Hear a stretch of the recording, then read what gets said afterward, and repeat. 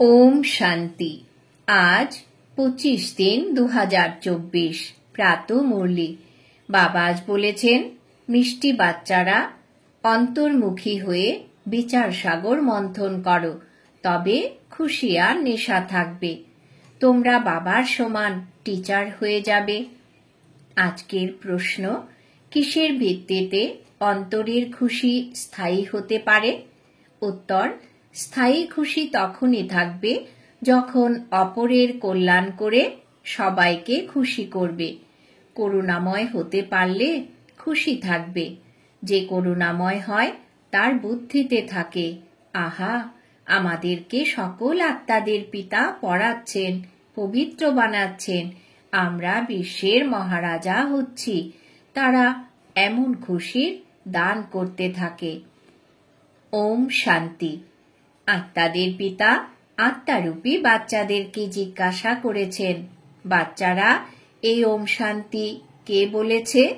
হ্যাঁ, শিব বাবা বলেছেন, কারণ বাচ্চাদের জানা আছে ইনি সব আত্মাদের পিতা। উনি বলেন, আমি কল্প কল্প এই রথে এসেই পড়াই। এখন ইনি হলেন পড়ানোর টিচার। টিচার এলে বলবেন গুড মর্নিং, বাচ্চারাও বলবে গুড মর্নিং। বাচ্চারা এটা জানে যে পরমাত্মা আত্মাদের গুড মর্নিং করেন। লৌকিক নিয়মে তো গুড মর্নিং অনেকেই করতে থাকে। ইনি তো অসীম জগতের বাবা, যিনি এসে পড়ান সমস্ত বাচ্চাদের কল্পবৃক্ষ এবং ড্রামার রহস্য বোঝান। তোমরা জানো যে যে সকল আত্মারা আছে তাদের সকলেরই যিনি পিতা তিনি এসেছেন। এই দৃঢ় বিশ্বাস সারা দিন বুদ্ধিতে থাকুক যে অসীম জগতের বাবা আমাদের পড়ান। তিনি হলেন আমাদের পিতা, টিচার, গুরু। ওনাকে রচয়িতাও বলা হয়। এটাও বোঝাতে হবে, তোমাদের এটাও বুঝতে হবে যে উনি আত্মাদের রচনা করেন না। তিনি বোঝান যে আমি হলাম বীজ রূপ। এই মনুষ্য সৃষ্টিরূপী বৃক্ষের নলেজ তোমাদের শোনাই। বীজ ব্যতীত এই নলেজ কে দেবে? এরকম বলা হবে না যে বৃক্ষকে উনি রচনা করেছেন। তিনি বলেন, বাচ্চারা, এটা তো হলো অনাদি। না হলে তো আমি তিথি তারিখ সবকিছু বলবো, কখন আর কিভাবে রচনা করেছি। কিন্তু এ তো হলো অনাদি রচনা। বাবাকে জ্ঞানের সাগর বলা হয়। জানি জাননহার, অর্থাৎ যিনি বৃক্ষের আদি মধ্য অন্তের রহস্য জানেন। বাবাই হলেন মনুষ্য সৃষ্টির বীজরূপ, জ্ঞানের সাগর। ওনার মধ্যেই সমস্ত নলেজ আছে। তিনি এসে বাচ্চাদের পড়ান। সব মানুষ বলতে থাকে, পিস কিভাবে স্থাপন হবে? তোমরা এখন বলবে যে পিস তো শান্তির সাগরই স্থাপন করবেন। উনি হলেন শান্তি, সুখ আর জ্ঞানের সাগর। কোন জ্ঞান? সৃষ্টির আদি মধ্য অন্তের জ্ঞান। লোকেরা জ্ঞান বলতে তো শাস্ত্রকে বোঝে। শাস্ত্র শোনানোর মতো তো অনেকে আছে। এই অসীম জগতের বাবা নিজেই এসে পরিচয় দেন আর সৃষ্টির আদি মধ্য অন্তের নলেজও দেন। তোমরা এটাও বোঝো যে ওনার আগমনেই পিস স্থাপন হয়ে যায়। ওখানে হলোই পিস। এটাও কেউ জানে না যে শান্তিধামে সবাই শান্তিতে ছিল। লোকেরা বলতে থাকে যে এখানে পিস কিভাবে হবে? এখানে অবশ্যই ছিল। শান্তির প্রয়োজন রামরাজ্যে। রামরাজ্য কবে ছিল এটা কারোর জানা নেই। বাবা জানেন কত কত আত্মা রয়েছে, আমি এদের সকলেরই পিতা। এই রকম আর কেউ বলতে পারবে না। যত যত আত্মা আছে সবাই এই সময় এখানে আছে। প্রথমে শান্তিধামে ছিল, তারপর আবার সুখধাম থেকে দুঃখধামে এসেছে। সুখ দুঃখের এই খেলা কেমন তৈরি হয়ে আছে এটা কেউ জানে না, শুধু এমনি বলে দেয় যে আসা যাওয়ার খেলা। এখন তোমাদের অর্থাৎ বাচ্চাদের বুদ্ধিতে আছে যে উনি হলেন আমাদের সব আত্মাদের পিতা। উনি আমাদের নলেজ শোনাচ্ছেন। উনি এসে আমাদের স্বর্গের রাজ্য স্থাপনা করেন, আমাদের পড়ান, বলেন, বাচ্চারা তোমরাই দেবতা ছিলে। এরকম তো আর কেউ বলবে না। সব আত্মাদের পিতা তোমাদের পড়াচ্ছেন। অসীম জগতের এই নাটক কত বড়, তারা লক্ষ বছর বলে দেয়। তোমরা বলবে এই খেলা 5000 বছরের। এখন তোমরা জেনে গেছো শান্তি হলো 2 প্রকারের। এক হলো শান্তিধামের, দ্বিতীয় সুখধামের। এটা তোমাদের অর্থাৎ বাচ্চাদের বুদ্ধিতে আছে যে সব আত্মাদের বাবা আমাদের পড়াচ্ছেন। এটা তো কোনো শাস্ত্রেই নেই। তিনি হলেন অসীম জগতের বাবা। সব ধর্মের লোকই আল্লাহ, গডফাদার, প্রভু ইত্যাদি ইত্যাদি বলে। ওনার পঠন পাঠন অবশ্যই অত উচ্চ মানেরই হবে। এটা সারাদিন তোমাদের মনের মধ্যে থাকা চাই। বাবা বলেন, আমি তোমাদেরকে নতুন কথা শোনাচ্ছি, নতুন নিয়মে পড়াই, তোমরা আবার অন্যদের পড়াও। ভক্তি মার্গে দেবীদেরও অনেক সম্মান। বাস্তবে তো এই ব্রহ্মাও হলেন বড় মা। এনাকে অর্থাৎ শিব বাবাকে শুধু পিতা বলবে। মাতা পিতা এদের দুজনকেই বলা হবে। এই মাতার অর্থাৎ ব্রহ্মা বাবার দ্বারা বাবা তোমাদের অ্যাডাপ্ট করেন। তোমাদেরকে বাচ্চারা বাচ্চারা বলতে থাকেন। বাবা বলেন, আমি প্রতি 5000 বছর বাদে তোমাদের এই নলেজ শোনাই। এই চক্র তোমাদের বুদ্ধিতে আছে। তোমরা এক একটা শব্দ নতুন শোনো। জ্ঞান সাগর বাবার আত্মিক নলেজ আছে। আত্মারূপী বাবাই হলেন জ্ঞানের সাগর। আত্মা বলে বাবা। বাচ্চারাও সব কথা ভালোভাবে বুদ্ধিতে ধারণ করে।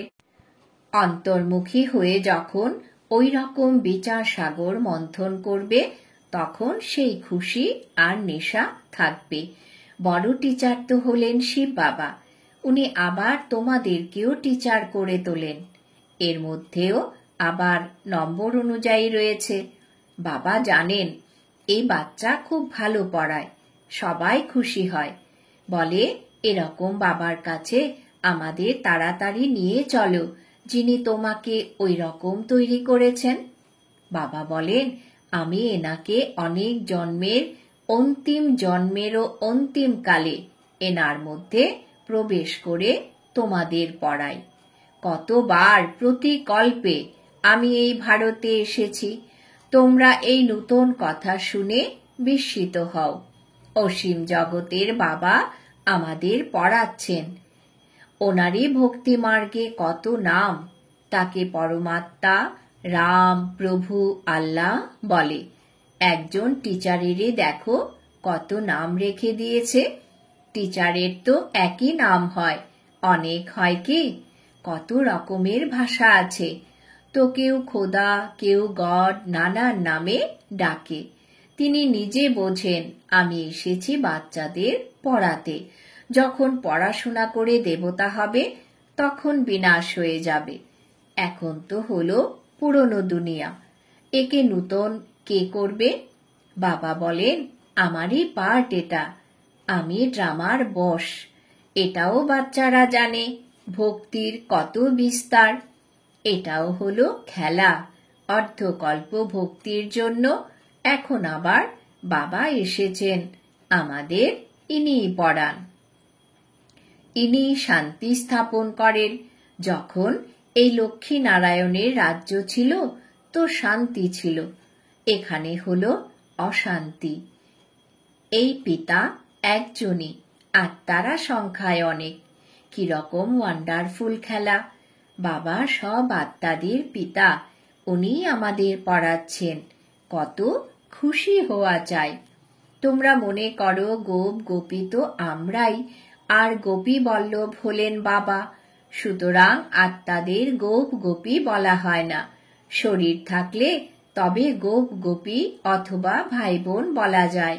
গোপী বল্লভ হল শিব বাবার সন্তান। গোপ গোপী শব্দটাই মধুর, মহিমাও আছে। অচ্যুতম কেশবম গোপী বল্লভম জানকী নাথম। এই মহিমাও এই সময়ের, কিন্তু অজানা থাকায় সব কথার মিশ্রণ হয়ে জট বেঁধে যায়। এই বাবা বসে ওয়ার্ল্ডের হিস্ট্রি জিওগ্রাফি শোনাচ্ছেন। লোকেরা তো শুধু এই খণ্ডকেই জানে। সত্যযুগে কার রাজ্য ছিল, কত সময় রাজত্ব চলেছিল, এসব জানে না। কারণ কল্পের আয়ু 1,00,000 বছর বলে দিয়েছে। এরকম ঘোর অন্ধকারে আছে। এখন বাবা এসে তোমাদের সৃষ্টিচক্রে নলেজ দিচ্ছেন, যেটা জানার ফলে তোমরা ত্রিকালদর্শী, ত্রিনয়নী হয়ে যাও। এটা হলো পঠন পাঠন। বাবা নিজে বলেন, আমি প্রতি কল্পের সঙ্গম যুগে এসে তোমাদের পুরুষোত্তম করে তুলি। নম্বর অনুযায়ী তোমরাই হও। এই ঈশ্বরীয় পঠন পাঠনের থেকেই পদমর্যাদা প্রাপ্ত করা যায়। তোমরা জানো আমাদের অসীম জগতের বাবা পরাণ। ওরা তো বলে দেয় পরমাত্মা নাম রূপের থেকে পৃথক। মাটির পাত্রের টুকরো, পাথরের টুকরো, এসবের মধ্যেও আছেন। কি কি সব বলে। দেবীদেরও কতগুলো হাত দিয়ে দিয়েছে। রাবণকে 10 মাথা দিয়েছে। বাচ্চাদের হৃদয়ঙ্গম হওয়া চাই যে সব আত্মাদের পিতা আমাদের পড়াচ্ছেন, পবিত্র করেছেন। তাই মনের মধ্যে কত খুশি থাকা যায়। এই সেই খুশিও তখনই আসবে, কিন্তু সেই খুশিও তখনই আসবে যখন আবার অন্যদের কল্যাণ করে সবাইকে খুশি করবে। করুণাময় হও। আহা, বাবা আমাদের বিশ্বের মহারাজা করে দিচ্ছেন। রাজা, রানী, প্রজা সব বিশ্বের মালিক হবে তো। ওখানে মন্ত্রী বা উপদেষ্টা থাকে না। এখন রাজা রানী, তাই আছে মন্ত্রী আর মন্ত্রী। এখন তো প্রজার উপরে প্রজার রাজত্ব। তাই বারংবার বুদ্ধিতে এটা আসা চাই যে অসীম জগতের বাবা আমাদের কি পড়াচ্ছেন। যে ভালো করে পড়ে সেই প্রথমে আসবে আর উঁচু পদ প্রাপ্ত করবে। এই লক্ষ্মীনারায়ণ এত ধনী কি করে হলো, কি করেছিল? ভক্তিমার্গে কেউ খুব ধনী হলে বোঝা যায় ইনি সেরকম উচ্চ কর্ম করেছিলেন, ঈশ্বরের নামে দান পুণ্য করে। মনে করে এর পরিবর্তে আমার অনেক কিছু মিলবে, তাই পরবর্তী জন্মে ধনী হয়ে যায়। কিন্তু তারা দেয় ইনডাইরেক্ট, যাতে অল্পকালের জন্য কিছু প্রাপ্ত হয়। এখন বাবা ডাইরেক্ট এসেছেন। সবাই ওনাকে স্মরণ করে, বলে এসে পবিত্র করো। এরকম বলে না যে এই নলেজ দিয়ে আমাদের ওই রকম লক্ষ্মীনারায়ণ করো। মানুষের বুদ্ধিতে তো কৃষ্ণই স্মরণে আসে। বাবাকে না জানার কারণে কত দুঃখী হয়ে পড়ে। এখন বাবা আমাদের দৈবী সম্প্রদায়ের করে তোলেন। তোমরা শান্তিধামে গিয়ে আবার সুখধামে আসবে। বাবা কত ভালোভাবে বোঝান। যদিও শোনে, কিন্তু যেন শোনেই নি এমন। পাথর বুদ্ধি থেকে পরশ বুদ্ধি হয়ই না। সারাদিন বাবা বাবাই স্মরণে থাকা দরকার। স্ত্রীর স্বামীর প্রতি যেমন কণ্ঠাগত প্রাণ হয়ে যায়, স্বামীর প্রতি স্ত্রীর গভীর প্রেম থাকে। এখানে তো তোমরা সবাই হলে সন্তান, তবু নম্বর অনুযায়ী তো না। তোমরা জানো এমন অসীম জগতের পিতাকে আমরা বারে বারে ভুলে যাই। বাবা বলেন, আমাকে স্মরণ করলে তোমাদের বিকর্ম বিনাশ হবে। আবারও ভুলে যায়। আরে এমন বাবা যিনি তোমাদের বিশ্বের মালিক করেন, ওনাকে তোমরা কেন ভুলে যাও? মায়ার ঝড় আসবে, তবু তোমরা চেষ্টা করতে থাকো। বাবাকে স্মরণ করলে তবে স্বর্গের উত্তরাধিকার পেয়ে যাবে। স্বর্গবাসী দেবতা তো সবাই হয়ে যায়, বাকিরা আবার শাস্তি পেয়ে হয়, আবার পদও অনেক কম হয়ে যায়। এসব হলো নতুন দুনিয়ার কথা। তখনই মনে আসবে যখন বাবাকে, টিচারকে স্মরণ করতে থাকবে। তোমরা টিচারকেও ভুলে যাও। বাবা বলেন, যতক্ষণ আমি আছি বিনাশের সময় আসবে আর সবকিছু এই জ্ঞান যজ্ঞতে অর্পণ হয়ে যাবে। ততক্ষণ পড়া চলতে থাকে। তোমরা তো বলবে সবকিছুই তো পড়ানো হয়েছে, আবার কি পড়াবে? বাবা বলেন, নতুন নতুন পয়েন্টস বেরোতে থাকে, তোমরা তা শুনে খুশি হও তো। তাই ভালোভাবে পড়াশোনা করো, আর সুদামার মতো ট্রান্সফার করতে হবে, সেটাও করতে থাকো।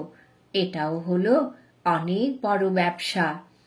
ব্রহ্মা বাবা ব্যবসাতে অনেক উদার মনের ছিলেন। উপার্জনের 10 ভাগের 1 ভাগ ধর্মের নামে রাখতেন, যদিও তার ফলে ব্যবসায় লাভ থাকত না। তবু সবার আগে আমাকেই দিতে হতো। বলা হতো, তোমরা যত উদার হস্তে দান করবে, তোমাদের দেখে সবাই করবে, এতে অনেকের কল্যাণ হয়ে যাবে।